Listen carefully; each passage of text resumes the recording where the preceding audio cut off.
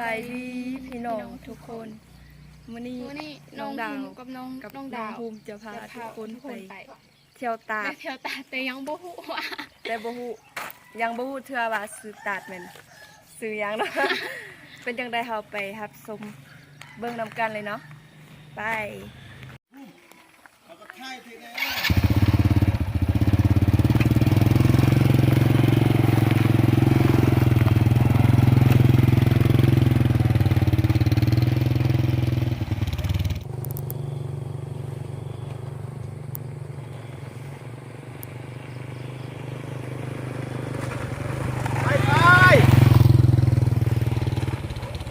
นี่พี่น้องทุกคนนี่ก็มาฮอดเมืองมูเดียวจะไปทางต่อเนาะนี่ก็คือน้องฮูมแล้วก็น้องดาวเดี๋ยวไปต่อจากนี้ไปฮอดตาดไกลบอก ไก่ ประมาณจักโล40 โลเนาะตัวนี้เดินทางต่อไปอีกพี่น้องไปกันเลยเนาะอันนี้ก็คือรถมาสบายดีน้องน้องยังที่ไปใส่เดี๋ยวนี้ไปตามมาจากเท่าไหร่ มาจากบางน้ำปลา ไกลเนาะจากรูประมาณนอดนี่เท่านี้จากฝุ่น39ไกลเติมเนาะอันนี้ก็สิพาน้องๆไปนำน้องพี่น้องนอกจากน้องดาวน้องพุ่มแล้วก็จะมีน้องๆมาได้รถน้ำพาเนาะสิไปนำเดี๋ยวพาไปน้องกันมาไกลเติบฝนตกพี่น้องบ่ได้ไปเด้อสิได้กลับทางเก่าแล้วพี่น้องไงอดบ่ได้เบิ่งตาตะเล่แล้วบัดนี้ซุ่มเฮามันนั่งอยู่นี่ทุ่งหน้าบักงามข้าวนาทองห่วงแล้วชู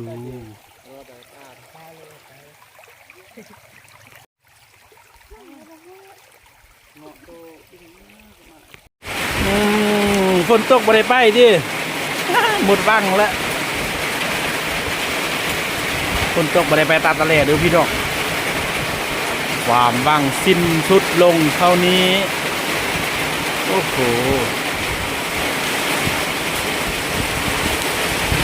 เสียดายบ่ได้ไปหมดว่างเนาะบ่ได้ไป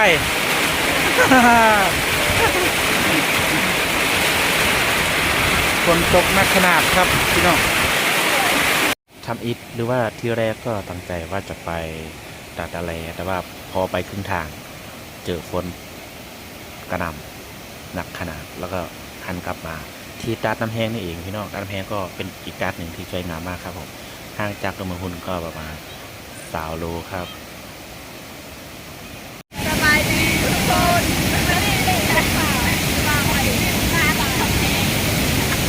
งามบ่สัมภาษณ์น้องซื้อยังท่านซื้อมาจากไสล่ะน้ำชาน้องนี่ดูซื้อยังได้มาจากน้ำชามาแต่ไกลเนาะดีใจบ่ได้มาครั้งแรกมันบ่ผู้ซึ่งทางใดมานี่เคยมาบ่ล่ะบ่เคยมาครั้งแรกทางใดผู้ซึ่งเต้นดีใจเนาะเดี๋ยวมันบ่มีแค่ตาเดียวมันมีหลายตาเด่นพาขึ้นเทิงเนาะครับไปดูตัวจากมานี่ก็ไกลเติมเนาะนี่ก็คือสาวๆมาเล่นน้ำกันนะพี่น้องโอ้โหสุดยอด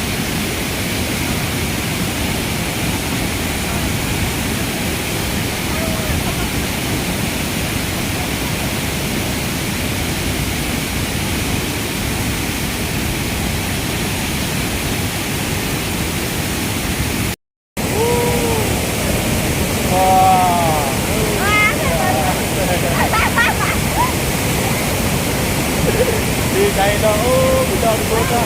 บางรวมขนาดเลย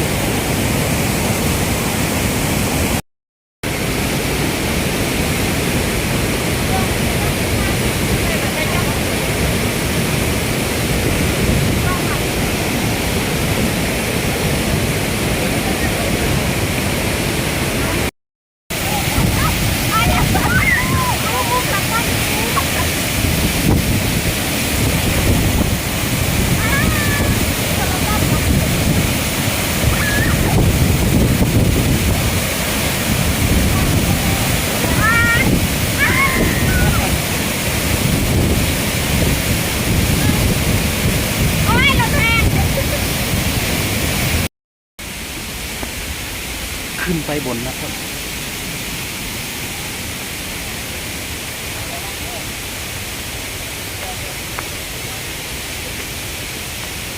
โอ้โห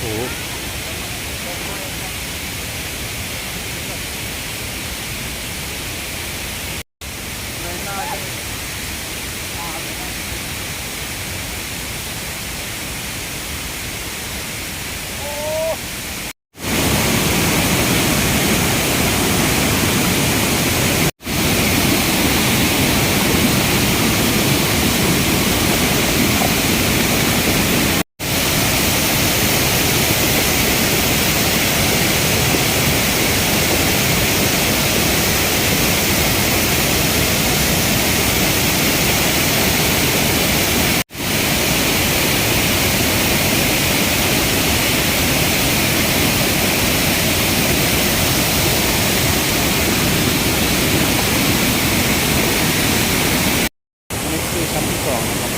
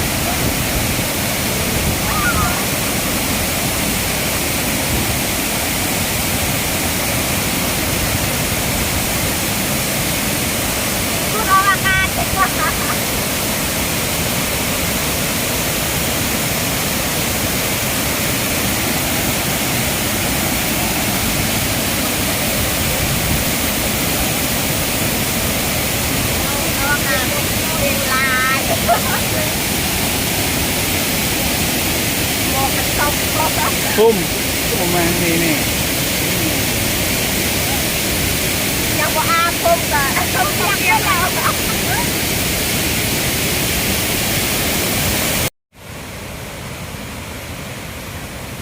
ไฟย่าง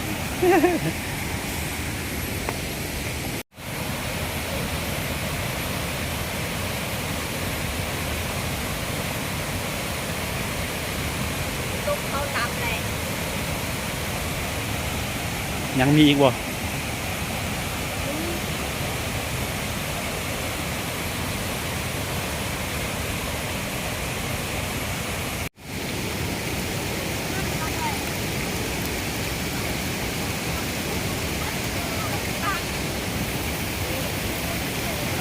ระวังระวัง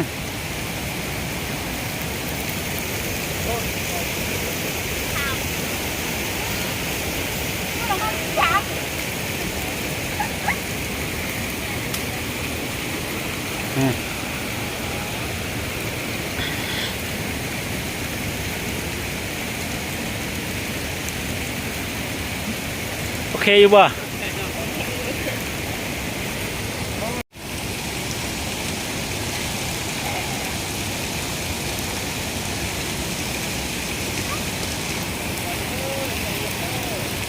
ระวังตกน้ำมา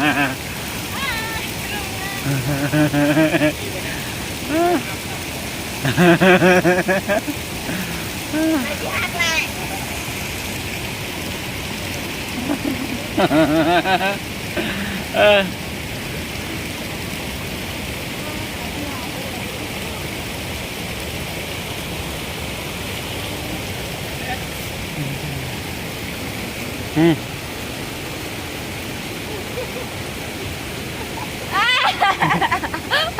กล้า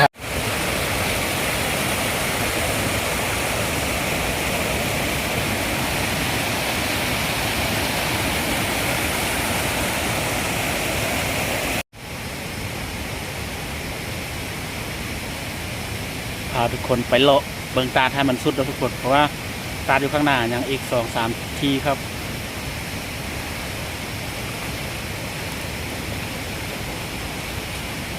เมื่อยบ่เมื่อยสู้เนาะ อยากเห็นตาดก็ได้มาดามเถื่อไว้บ่ไว้ ขึ้นทางนี้นี่ทางไว้บ่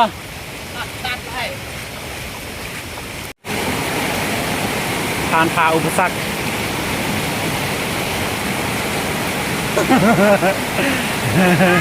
ไว้บ่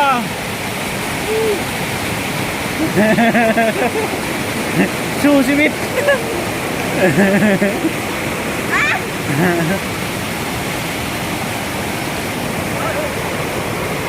ไว้ไว้ไว้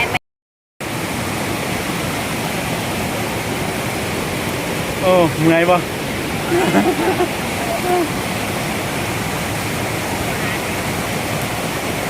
เมื่อยบ่ค่อยๆเด้อค่อยๆเด้อผมอยากไปนำเลยนะป้ากดเกิบก็มันมื่นเท่านั้น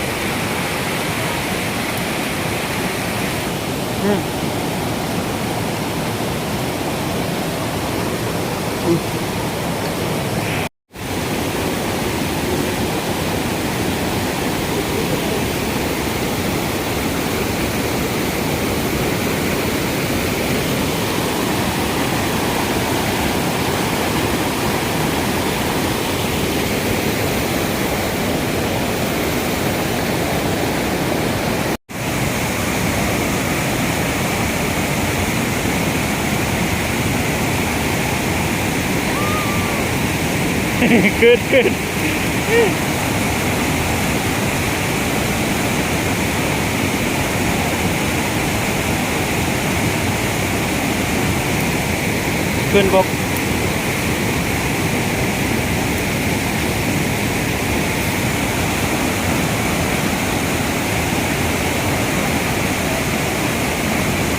ปีตีน่ะเนี่ยปีตีน่ะโยเนี่ยปีตีหุ่มเนี่ยปีตีน่ะนี่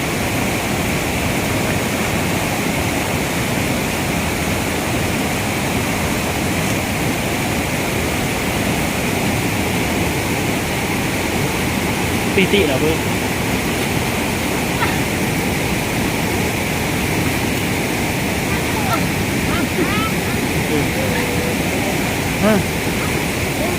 จับมือ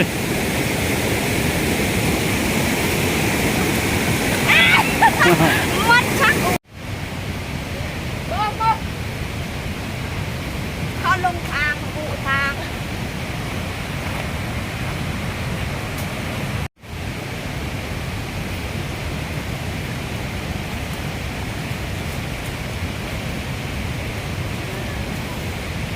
ยังไงไหม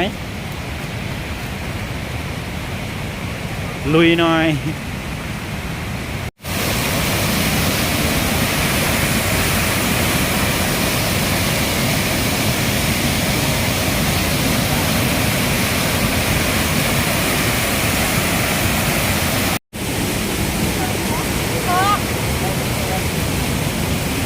เมื่อยบอก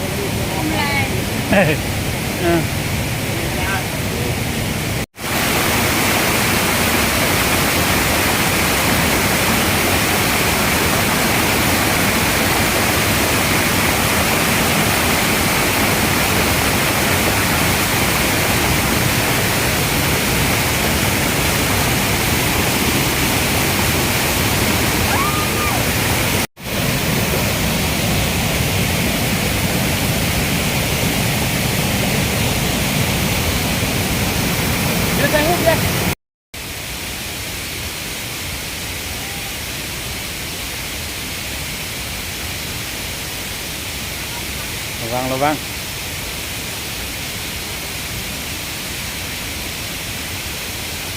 ค่อยๆเด้อ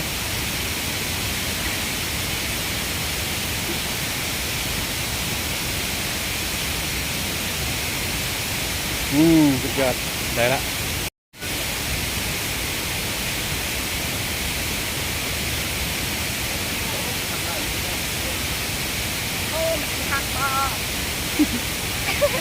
เมื่อยบ่สิเหี่ยวมือ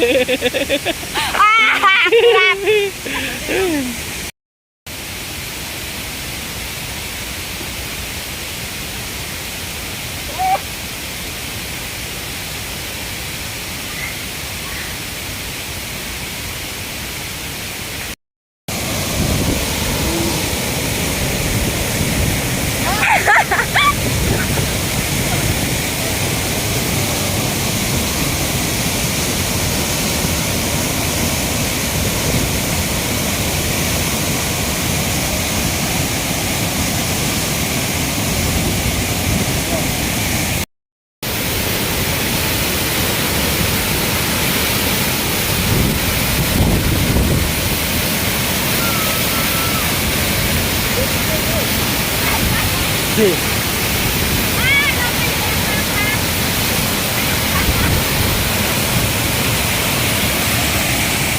โอ้ยลมมันแรงมากๆเลย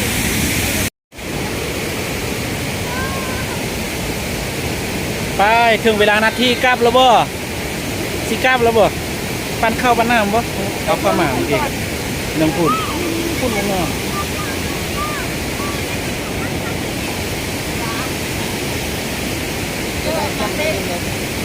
มันมีจะไปกินจะไปกินแน่ ไปเนาะ โอ้โหมาเด้อ ไปจับเด็กก่อนอะไร สิกลับแล้วเมื่อแล้วบ่ไปโดดแล้วก็ได้อันนี้ก็จะเป็นอยู่ข้างล่างตาดหรือว่าอยู่กองตาดกันเองพี่น้องอยู่ลุมตาดเนาะเด็กๆก็มาเล่นโดดน้ำกันแบบยามสนุกสนานนะครับอย่างมวนซื่นเนาะอยากให้ทุกคน มวนคืนอดีตของตัวเองเบิ่งว่าเมื่อก่อนก็เคยเล่นแบบนี้บ่ครับตอนเด็กๆก็เป็นแบบนี้เหมือนกันนะครับมันแบบชีวิตเด็กๆเนาะมันอิสระในการเล่นจากที่เล่นตาดมาในเนื้อทุกคนก็มากินข้าวเที่ยงกันครับพี่น้องมีเนื้อหมูแล้วก็น้ำพริกหน่อไม้ครับ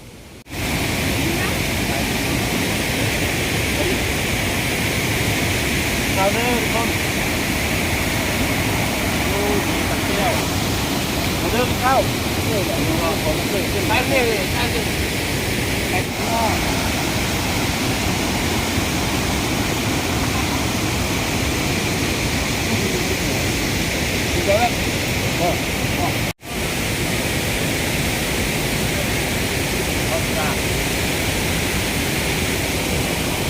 เซฟบ่ลำอ่ะ ลำบ่กินข้าวป่าลำขนาดมั้ง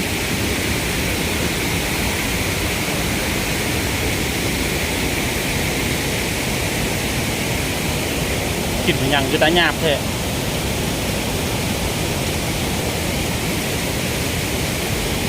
น้องหุ่มลำบ่อ้าวน้องซึ่งน้องไต มาแต่ใกล้คุณ Yo, tú no te me